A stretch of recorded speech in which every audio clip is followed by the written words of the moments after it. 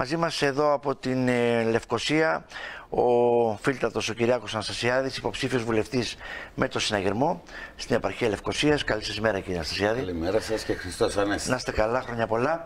Από τη Λεμεσό, Νίκος Τριμικρινιώτης, υποψήφιος βουλευτής με το ΑΚΕΛ στη Λεμεσό.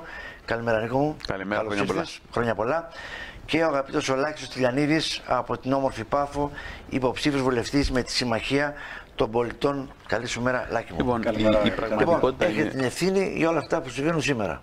Κοιτάξτε, αν μια κυβέρνηση με το τέταρτο χρόνο διακυβέρνησης κάνει αντιπολίτευση στην προηγούμενη κυβέρνηση, τότε καταργείται η δημοκρατία. Έτσι. Η δημοκρατία είναι να λάβουμε τις ευθύνες για τις πράξεις μας. Και αν ζητάει επίοικια η κυβέρνηση για το τι παρέλαβε και το που θα πάμε, αυτό θα το κρίνει ο λαός στις επόμενες εκλογές. Να δούμε τα πράγματα όπως είναι. Έχουν καταφέρει είναι επιτυχημένες οι οικονομικές πολιτικές της κυβέρνησης. Λοιπόν, έχουν καταφέρει στο βαθμό που εξυπηρετούν τα συμφέροντα ορισμένων καταστάσεων. Διότι όταν οι πολιτικές αντιμετώπισης της κρίσης, που υπήρξαν πολιτικές αντιμετώπισης της κρίσης, που υπήρχε οικονομική κρίση, είναι πολιτικές λιτότητας, τότε αντιλαμβάνεστε ποιο είναι το αποτέλεσμα. Το αποτέλεσμα είναι συγκεκριμένο. 1 στους 6 είναι άνεργος, μαζική φυγή των νέων, 46% μη εξυπηρετούμενα δάνεια, 15.000 επιχειρήσεις εκλείσαν. Το πιο βασικό όμως απ' όλα είναι ότι σε αυτή την περίοδο έγινε αναδιανομή του πλούτου και του εισοδήματος από τους πολλούς τους λίγους. Όταν έχουμε συνολική μείωση. Δηλαδή οι πλούσιοι πλουσιότεροι, οι φτωχοί φτωχότεροι. 25% των μισθών έχει πέσει συνολικά, ενώ τα κέρδη έχουν αποκατασταθεί στο επίπεδο του 2008 και έχουμε μια ιστορική περίοδο αποεπένδυσης. Για πρώτη φορά η Κύπρος είναι στο χαμηλότερο σημείο επενδύσεων. Δηλαδή, αν τα λεφτά που έπαιρναν από τους μισούς επένδυαν, να πω εντάξει, κάτι θα γίνει στο μέλλον. Αλλά αυτό που συμβαίνει, βγαίνουν τα λεφτά από την Κύπρο. Δηλαδή, θυσιάζουμε τις επόμενες γενναίες. Έχουμε αυτή την κοινωνική πραγματικότητα, την οικονομική πραγματικότητα και η λεγόμενη ευημερία των αριθμών απλώς δεν είναι. Είναι μια μεταφορά. Αν δούμε τους κοινωνικούς δείχτες, βρισκόμαστε σε ένα επίπεδο μαζικής φτωχοποίησης. Και υπάρχει ένα κοινωνικό γιατί κάνετε επίθεση στο ΑΚΕΛ και δεν από εκείνο κίνδυνο, σαν τη Συμμαχία. Ναι, όχι, δεν κάνω επίθεση στο ΑΚΕΛ. Να απαντήσουμε. Να απαντήσετε αφού ολοκληρώσω. Ολοκληρώστε ένα λεπτό για να πάμε να κάνουμε κουβέντα. Ήρθατε για να βοηθήσετε τους φτωχούς και τους πρώτους που καταστρέψατε είναι τους φτωχούς. Διότι εκείνοι είναι που έμειναν άνεργοι και έχασαν τις δουλειές. Και αναλάβαμε εμείς. Βεβαίως, εκτελέσαμε το πρόγραμμα που συμφωνήσατε εσείς στο μνημόνιο. Εκτελέσαμε τους νόμους που εσείς ψηφίσατε. Εσείς περικόψατε τους μισθούς και τα επιδόματα και τις συντάξεις. Λοιπόν, με ενδιαφέρουσες οι απόψεις. Τώρα πάμε πίσω από το 2008, πριν την οικονομική κρίση, δηλαδή καμία ευθύνη για τις πολιτικές αποφάσεις. Η προηγούμενη κυβέρνηση αποφάσισε και εκτέλεσε η νέα κυβέρνηση. Ο λαός θα κρίνει αν ισχύουν αυτά τα πράγματα σε μια δημοκρατία.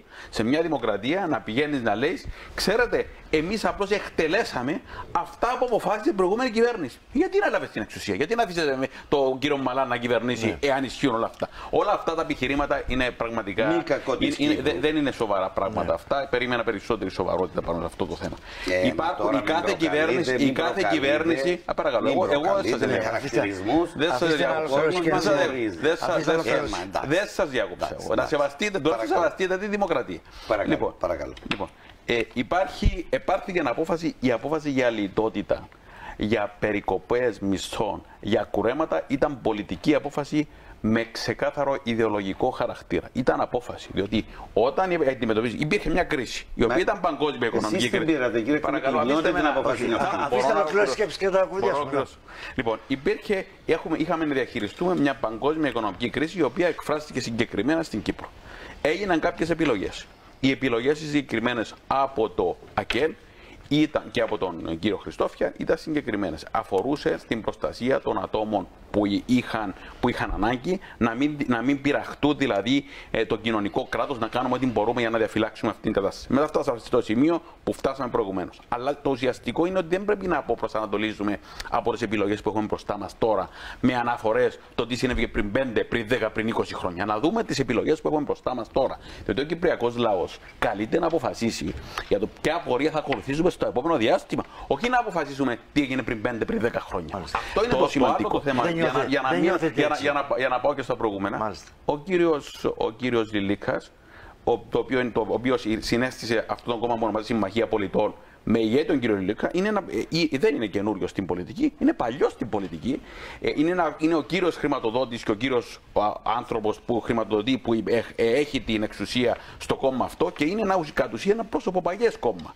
Επομένως, όταν μιλούμε για τα νέα κινήματα και τις νέες καταστάσεις, ας δούμε ποιος ηγείται, πώς είναι οργανωμένα τα κόμματα αυτά, για να μην βγάζουμε το συμπέρασμα ότι ξέρετε είναι το παλιό και το νέο νομικό σύστημα. Κάθε άλλον παλιός νέος πολιτικός είναι ο κύριος Λίκας και το κόμμα. Είναι δείγμα σύγχρονης πολιτικής σκέψης αυτό. Το πανατοματικό για μας είναι η διαφθορά, η σύψη και η διαφθορά. Αυτό είναι. Αυτό το οποίο βλέπουμε. Ο κύριος Λίκας εκφράζει κάτι καινούριο. Δεν εκφράζει κάτι καινούριο. Λοιπόν, να πούμε όμως τα ουσιαστικά ζητήματα παρά να μιλούμε για τα βιογραφικά των διαφόρων προσωπικότητων της Κύπρου, τα οποία ξέρουμε όλοι. Νομίζω ότι ο κύριος Αναστασιάδης προηγουμένως αναφέρθηκε, δείχνει ότι το ζήτημα δεν φαίνεται να καταλήξει στην αυτοκριτική. Λέει έπρεπε να δεχτούμε το παράνομο προτινόμενο κούρεμα, το οποίο ήταν παράνομο, ότι υπάρχει εγγυημένο σε επίπεδο Ευρωπαϊκής Ένωσης για τις 100.000. Προτείνουν να κάνουμε κάτι παράνομο, πράγμα το οποίο το κόμμα του το ίδιο δεν το ψήφισε. Εσείς το λέτε κούρεμα. Εγώ είπα έκτακτη, αναγκαστική, το οποίο το βαφτίζουμε όπως θέλουμε. Η ουσία είναι ότι το εγγυημένο, ότι οι εγγυημένες 100.000 χάνονται. Εν πάση περιπτώσει, καταστρέψατε το τραπεζικό σύστημα και τα λεφτά των πολιτών και τώρα εγώ δεν σας διάκοψα. Λοιπόν, μιλούμε για ουσιαστικά, δεν φαίνεται να κατάλαβαν το ουσιαστικό θέμα, που είναι ότι δεν μπορούμε με ισοπεδωτικά μέτρα που καταβαραθρώνουν αυτούς που έχουν ανάγκη να προχωρήσουμε στην αντιμετώπιση της κρίσης. Νομίζω αυτό που απαιτείται τώρα και η πρόταση του ΑΚΕΛ, η οποία είναι συγκεκριμένη, είναι πρώτον τερματισμός της πολιτικής λιτότητας, αφού έχουμε βγει από το μνημόνιο, όπως λένε, και πανηγυρίζουν. Ας προχωρήσουμε στον τερματισμό της λιτότητας και των μέτρων που σκοτώνουν, που καταβαραθρώνουν, που οθούν στη μετανάστευση των νέων και κρατίζουν σε μια μαζική ανεργία. Έχουμε μια ισχνή ανεμική ανάπτυξη, η οποία φαίνεται να αναπτύσσεται με ψηλή ανεργία και μαζική φτωχοποίηση του κόσμου και με μια πραγματικότητα, με μια δουλεία με κρατική χορηγία. Τι είναι αυτά τα προγράμματα της ΑΝΑΔ για τους νέους, των 500 με 400 ευρώ. Αυτό είναι στην πραγματικότητα. Έχει δοκιμαστεί με τη Θάτσερ και εφαρμόζεται στην Κύπρο σήμερα. Επομένως, αυτό που χρειάζεται είναι να σταματήσουν όλα αυτά και να μπει η Κύπρος σε μια πραγματική ανάπτυξη. Και πώς θα γίνει αυτό? Είμαστε η τελευταία χώρα στην έρευνα και καινοτομία. Σπαταλούμε 0,5% όταν ο στόχος είναι 3%. Στις άλλες χώρες που έχουν κρίση λένε, ξέρετε, τουλάχιστον να επενδύσουμε για το μέλλον. Αντί να επενδύσουμε εδώ, έχουμε ιστορική αποεπένδυση. Και στον τομέα της έρευνας της καινοτομίας, που έρχομαι από χώρο πανεπιστημίου και μπορώ να μιλήσω για αυτό το θέμα, έχει κατακρεουργηθεί η προοπτική ακριβώς γιατί δεν επενδύουμε σε αυτό που χρειάζεται. Στους νέους, στην καινοτομία, στην προοπτική, στην ανάπτυξη. Επίσης, το τελευταίο, νομίζω αυτό που έχει καταστραφεί μέσα από τη γελιότητα του ελάχιστου εγγυημένου εισοδήματος είναι το κοινωνικό κράτος. Έχει καταντήσει να θεωρείται ελάχιστο εγγυημένο εισόδημα. Έχει καταργηθεί το κοινωνικό κράτος και όλες οι υπηρεσίες λειτουργίας των κοινωνικών λειτουργών που θα έπρεπε σε περίοδο κρίσης να αναπτυχθεί, έχει καταργηθεί ουσιαστικά το κοινωνικό κράτος και μέσα από το σύνθημα του ελάχιστου εγγυημένου εισοδήματος, ενώ το σύστημα υγείας, το οποίο υποσχεθήκαμε να το εφαρμόσουμε, δεν εφαρμόζεται. Αυτή είναι η πραγματικότητα που πρέπει ο λαός να αποφασίσει, έχοντας υπόψη τις πολιτικές των διαφόρων πολιτικών σχηματισμών. Νομίζω ότι μπροστά μας έχουμε μια φοβερή απαξίωση της πολιτικής και η Βουλή το βιώνει πολύ έντονα αυτό το θέμα, γιατί ο κόσμος βλέπει πολλούς βουλευτές με συμπεριφορές απαράδεκτες από συγκεκριμένους βουλευτές που δυστυχώς αμαυρώνουν όλων το έργο της Βουλής, που έπαιζε ένα σημαντικό και ουσιαστικό ρόλο.